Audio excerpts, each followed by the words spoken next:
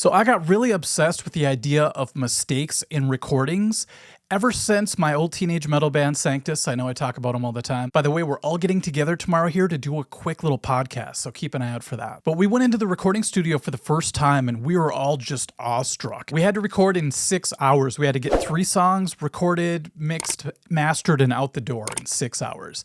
And we did it.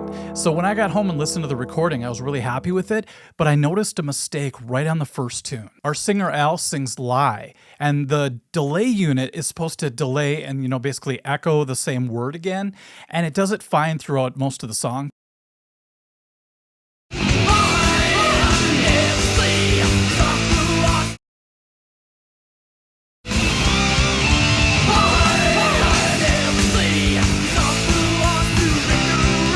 The delay goes la, and it cuts off. And I thought, oh man. And it was basically too late to change it. Nowadays, all you would have to do is open up Pro Tools, open up the session, fix it, and bam, you have another copy of it. So that really stuck with me. And so when I heard other recordings and I heard little things that I thought were mistakes, it really changed the way I heard the song because I could never unhear that. And oftentimes these so-called mistakes actually end up making the song more interesting or just sound better. It's really crazy how that happens. Okay, let's start with Glory Days, because this is one that I just noticed myself listening to it, and I showed my friend and he agreed with me that it sounds like the second chord is a bit out of tune. Here's what I mean. Now, I know I'm not one to question the boss, but if you listen to it, it sounds something like this. Like the first chord sounds like it's dead on, right? But then the next chord, which is an open D power chord, it sounds like the G is slightly detuned. So it gives it like this.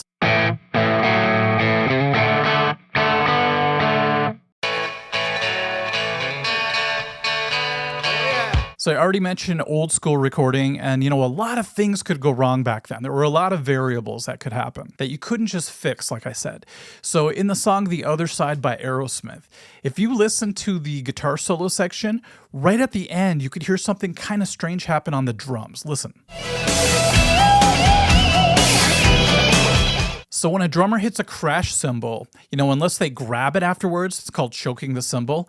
If they hit a crash cymbal, what happens is it decays slowly over time. But just like that delay on my singer's voice cut off, you could hear the cymbal cutting off on the drum kit. I watched live versions of them playing this song, and Joey Kramer does not choke the cymbal. So he hits the crash and just moves on. So what I think happened in the recording studio is it was either a punch-in that went wrong, or they spliced it together and they just kind of messed up. There are a few piano mishaps. One of them that I noticed before was the beginning of Roxanne by the Police. I read up on it a little bit because I wasn't sure what really happened. I thought, did a cat just jump on the piano during the session or what? It turns out that Sting went to sit down on the piano for some reason, and usually there's a cover over the keys, but it was up that day and he just sat on the keys and it made this crazy jazz chord, I guess you can call it. And then you could hear him laugh, so I think it was a genuine mistake that they just left into the recording. Which I like because it kind of gives it that real natural human feel. Like, okay, guys, we're kind of just all in a room having fun, and you get that vibe from it. A supposed mistake that wasn't as lighthearted was in the song Let It Be. So you have Paul McCartney playing piano, and then there's just this one part where he hits a chord, and it's not the same as the rest of the song. So when you hear the other verses, you don't hear him hit this chord. So it kind of sounds like a little mistake that because Paul McCartney is such a musical genius, he just easily sort of pivots out of. The music, Mother Mary comes to me. And if you're not really paying attention, it just kind of floats by, but now that you've heard it, I'm sure you're going to hear it all the time. There's a part in Louie Louie at about 54 seconds where you hear somebody kind of shout something in the background. And it turns out that the drummer for the Kingsmen, I guess, messed up or dropped a drumstick or something. And supposedly he drops the F-bomb right in the studio. And because it's not super, super obvious what he says, they just left it in.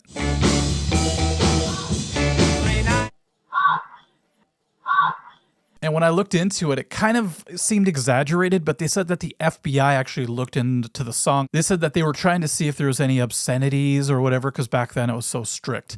And I guess they never got busted for doing it, but supposedly that's what happened. So there is an F-bomb in Louie Louie. So at about 3:16 in the song called Year Blues by the Beatles, if you have the White Album, you know that this song is pretty insane and intense. Well, out of nowhere, they're jamming, and then this drum fill comes in, and it goes back to the old groove.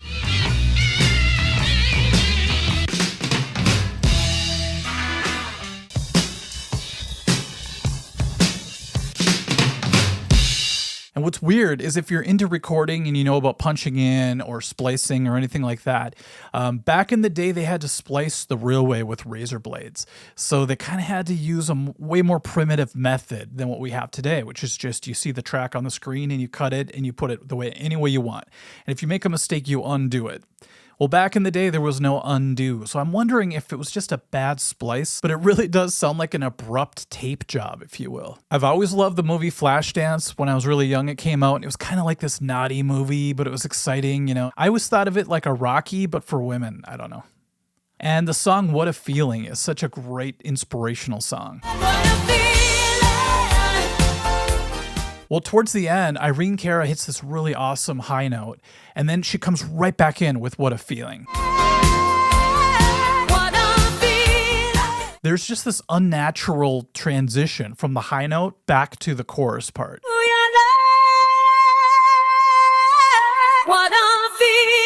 I think as a human, you realize that you would have to take a breath as you hit that high note to go into the next part, and there's no breath. It just seems like, bam, here we go. That's actually kind of difficult. If you're recording vocals for somebody and they want you to punch in or put two parts together, you really have to pay attention to the breathing. In the cover of Paranoid by Megadeth, they're playing and all of a sudden the band ends and you hear the drums still going. I mean, to mess up in a recording session like that, it's not the end of the world, but to have Dave Mustaine yelling at you had to have been somewhat traumatic. And then you hear Nick say, "Fuck me running." I suck at pronouncing his last name, but the drummer from Pearl Jam back in the old days, Dave Abruzzi, I used to call him Dave Abruzio. I don't know why, but at the end of the song Rear View Mirror, which is one of my favorite Pearl Jam songs, I mean, they're just jamming, they're living up to their name. They're jamming out, and at the very end, they hit the final note, and you hear drumsticks hit the wall or the floor or something.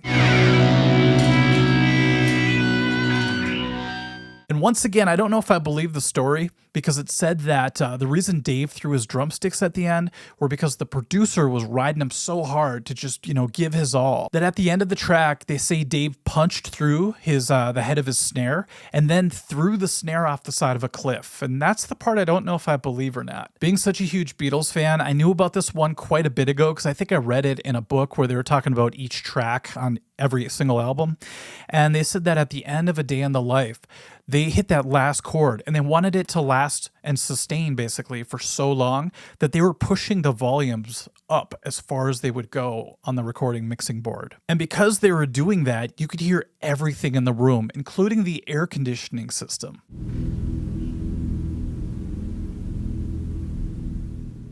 There are times when you have what I call serendipitous mistakes or serendipitous mistakes. And that's where you make a mistake in the studio, but it ends up being cool or better than what you had planned. So you just keep that. It's like a magical moment. This one's pretty famous, but in Gimme Shelter, you can actually hear this singer, this background singer named Mary Clayton. Her voice when she's singing Rape Murder, it's a pretty intense part of Gimme Shelter. And her voice cracks and it does this squeal. It's like this crazy vocal squeak. But then you hear somebody go, woo! I hope it didn't do any damage to Mary's voice, but man, what a song to do this on. It's just such a epic, legendary, timeless song like Gimme Shelter. You might as well give it all on that one. Then we have the old Master of Puppets solo, Mistake,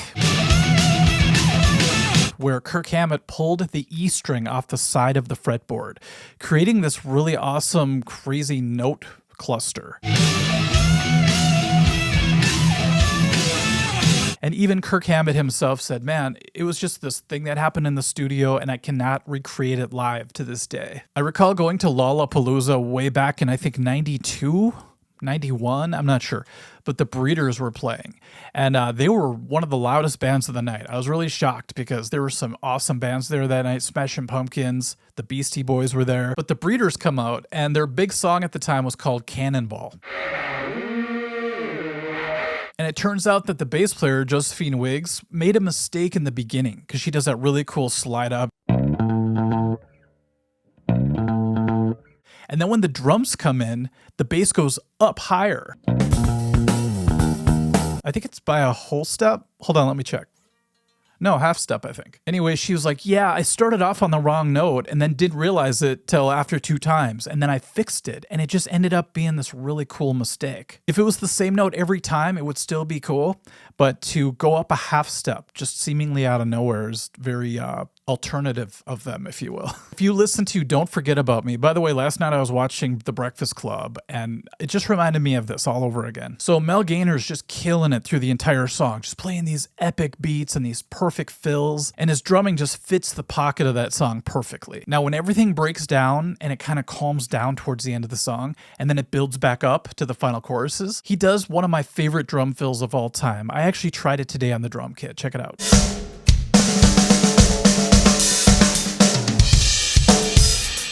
So he does that, and then he's rocking that 16th note beat, and then there's a fill after that, and it kind of gets tripped up a little bit.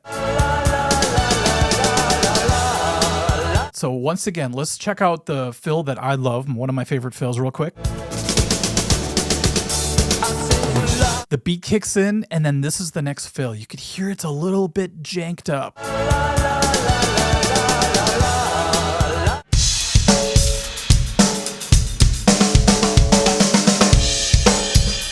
And I have a funny feeling if I talk to Mel and I'm like, man, does it just kill you every time you hear that one part of the song? I wonder if he'd be like, yeah, man, I really wish I could have just punched in or something. Or maybe not. Maybe he's like, no, dude, I nailed that. What the hell are you talking about? Okay, what about the Mighty Zeppelin? You know how their recording process was so meticulous that they could never, allow a mistake to go through? Well, one time I thought that the intro to A Whole Lot of Love had a mistake in it because it was kind of out of tune. So I thought maybe one of Jimmy's strings was a little bit out, but it turns out that he did it on purpose to get a thicker sound. So instead of just doing that, he goes, and he hits the open D string and bends the D that he's fretting up a little bit to give it that kind of weird dissonance. So no, that was not a mistake, but if you listen to the drums in Since I've Been Loving You, you'll hear the kick drum, actually the pedal itself, squeaking.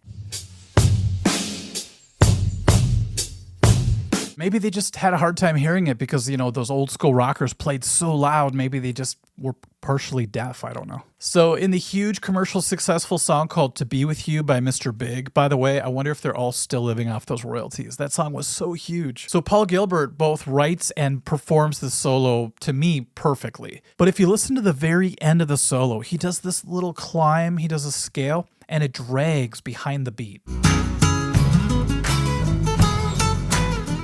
Paul Gilbert said that he was ready to recut it. He wanted to try it again. But the producer, I believe, was like, no, man, that had some feel to it. Because it wasn't that perfect playing like Paul Gilbert can easily do most of the time. I think the producer thought it gave it a little bit more human emotion. It just felt more real because it drags a little bit. Okay, so that's the list. Like I said, I know some of them seem like nitpicking, but, me and my OCD, sometimes I really fixate on the smallest things. Also, if you have any other recording mistakes that you could send me as far as ideas, that would be great. I would love to come out with a part 2 or however many I could come out with. Okay, thank you for watching, and we will catch you at the next video. Bye-bye.